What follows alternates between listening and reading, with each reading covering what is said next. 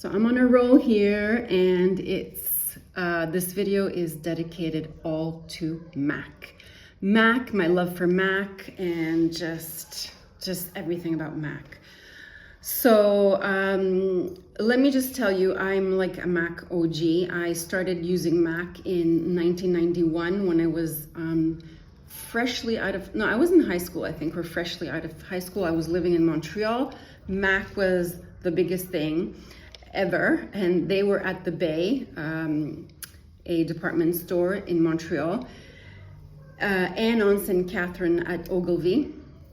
So I went back and forth between the Bay and Ogilvy. Anyway, fell in love with Mac. They were so forward for their time, and it was the first time that I saw a makeup counter like that. They were all black. The girls had amazing makeup that I had never seen, like certainly not at the Clinique counter. And there were also drag queens behind the counter.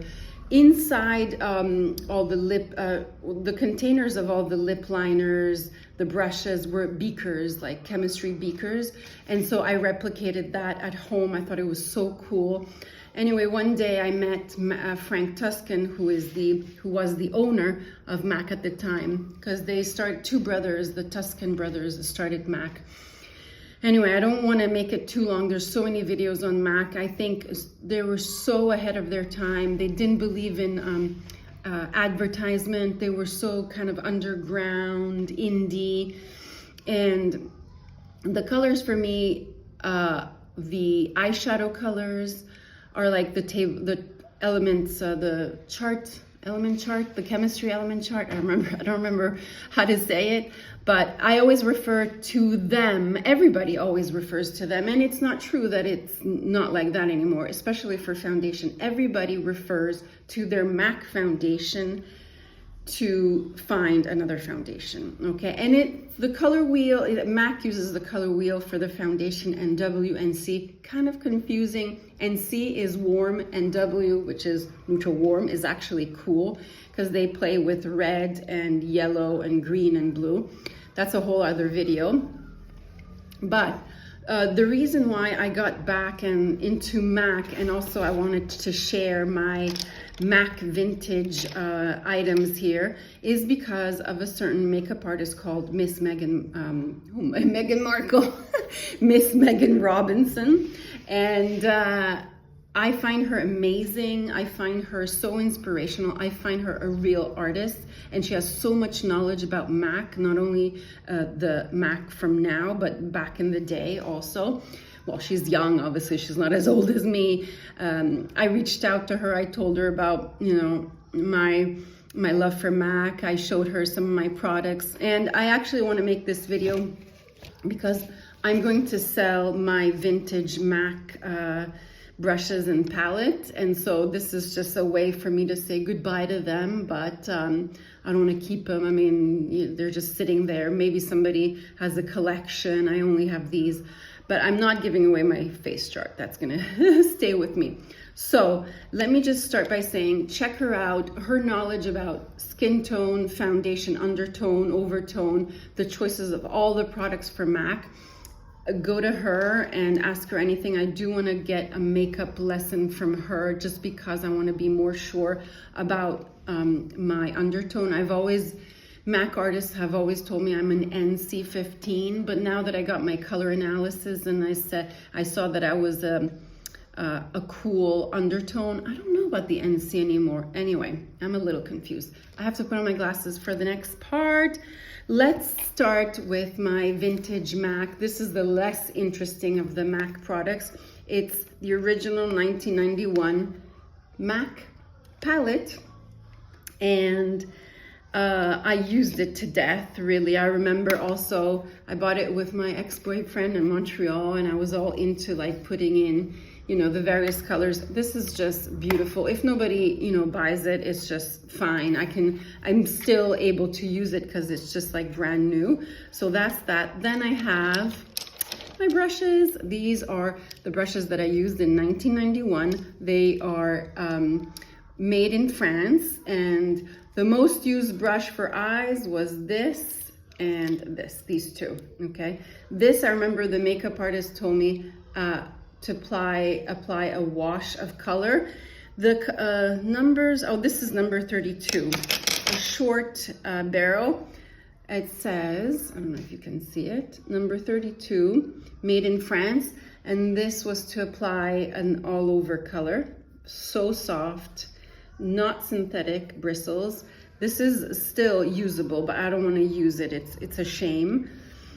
Then my favorite to do, the crease. This I did the crease with wedge, with taupe. I was all into the Madonna when she wrote the Sex book. And this is number 36, made in France. It's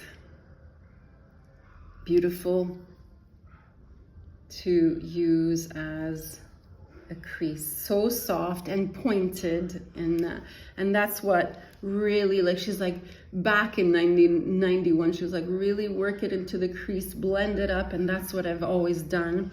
And I use this, gosh, I think I stopped using this like 10 years ago. And then also to give a wash of color everywhere was the Mac. This has completely rubbed off. I have no idea the name. This is more densely packed and not as loved as my other one, okay? This is another crease brush, which number 33, okay, number 33. This is has a little bit more give and is exactly for the crease. While this was for the crease, but also to blend around, this was just to pack the crease. And back in the day, back in 91, the crease was the biggest thing ever. So it fits in my eye, you see? And I just went like this and really worked in the crease. And then I might like get this brush and blend it out, or this one. And then this is the number 5, which I think is a lip liner brush. I use this a lot too. And then as this is Mac number 2. The made in France, it's written differently. Okay, let's see. I don't know, what is it? Oh. Okay, it's written differently. Anyway, this is blush brush, perfect for the cheeks. Used it so much, so soft, so amazing. It just applies blush. And even this one I used like up until 10 years ago. So that's my brush collection, which I will say goodbye to and give it to another owner. And then, ta-ta-da, this is the pièce de résistance. Okay, so yeah, I was saying, so this is the original face chart from 1991 that I had done at the Bay, the department store. The makeup artist is called Nadia, and I still remember her because then after this makeup that she did, I saw her at other shops, and she was like, oh my gosh, she was like, I want to be like Nadia. I remember my brother giving me crap about it. Like, after many years, I still saw Nadia at the makeup counter, and he's like, hey, real nice career there, Nadia. I remember he was making fun of me and like saying like, you know, don't you want to go to college and this and that. Anyway, my older brothers, what are you gonna do? Anyway, Nadia was like, to me, the queen. I still remember everything. I remember everything. Amazing makeup for my prom. If I find a prom picture, I will post it, but I don't know, I think it's like stored away. I wore a beautiful gala dress that was my grandmother's from the, I think, 50s or 60s. I was just so elegant, all in lace, and it was the typical color that suits me, which was lilac, basically. And so the makeup was kind of like pinky lilac, and I'll tell you the colors. So the cleanser, pH, I don't know what, toner, PA2, moisturizer, EP2, which is, I don't know if they still exist. Concealer dark, that's weird. Oh, maybe because I was tan. Yeah, I remember. Foundation sun gold, powder sun gold, blush Cora, eye base nude, eye contour gris, GRIS, eyeliner black liquid, mascara dark brown, lip outline cranberry, and lipstick. I remember very like it was yesterday, the lip liner and the lipstick hoop, because I wore it. I bought them and I wore them throughout the months and the years. But I don't remember being so dark. Gosh. Anyway, the makeup was this. And I remember back in the day when I did my makeup like this, all of my friends from high school and college were like, oh my gosh, how do you do your makeup so wonderfully? And I was already all into the Mac scene and the like models and this and that. So this is basically this back, I think it was Mylar. And then in the crease, yeah, nude or gris. But anyway, this is the look. And it says Nadia, artist Nadia, May 15th, 1992. Crazy, crazy times, wonderful times. Anyway, I just wanted to say that my love for Mac has always been with me, has never gone. But I just didn't feel motivated and stimulated, and just nobody really inspired me until Megan Robinson. And I'm just falling again back in love with everything that I had, everything that I have and I need. It just, nothing beats Mac, nothing. They started everything. They started even the way NYX and does their shop. NYX and someone else, I don't remember. Even Elf, yeah, they copied Mac basically. I want to find, like, I'm trying to find the words, but it's just so innovative. And they're still at the forefront. No matter what you say, they're still at the forefront with formulas, with colors, and everybody always relates back to their color system. And eyeshadows, lipsticks, lip liners, oh my God. And another thing, a new company, relatively new, they just came out of right after the COVID hit. And I was all into them. I was so into them. And then COVID hit and so many other problems, as you know.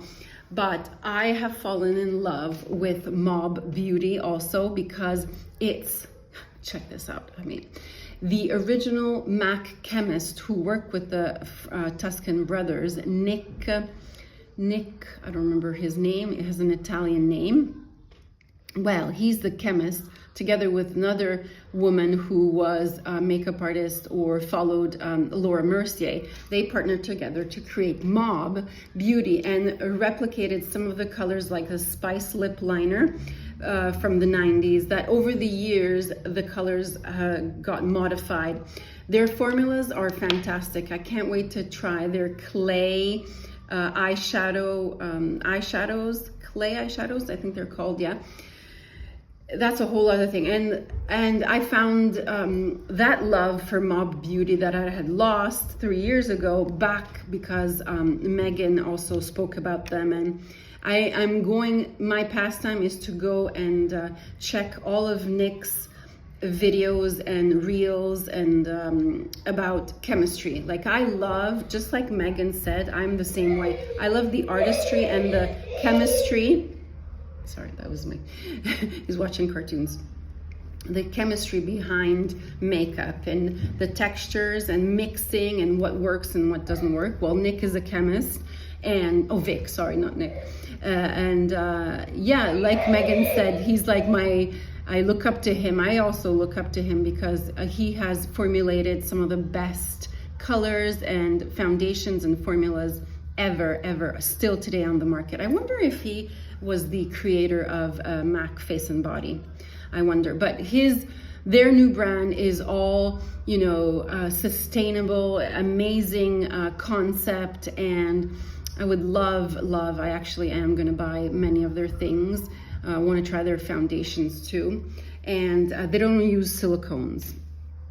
So very forward thinking, just like when he was at Mac. Or he also, after he left Mac, he started FX Natural. I think that's what it's called. No, FX, Cover FX, Cover FX, and he was the chemist behind Cover FX. So Anyway, I just can't tell you how much I love MAC still to this day, and for me they're top #1. I love the whole concept of the store, which is still applicable to these days, and everybody copies them. The makeup artists, I love the fact that many of the makeup artists in '91 were drag queens, and they always advocated for, you know, having different not different genders, but, you know, like different likings, and being open and expressing who you are. And to me, when I was young, that was really important. Anyway, I'm gonna end it here. I hope you enjoyed this video, and say goodbye with me to my vintage MAC items. See you next video.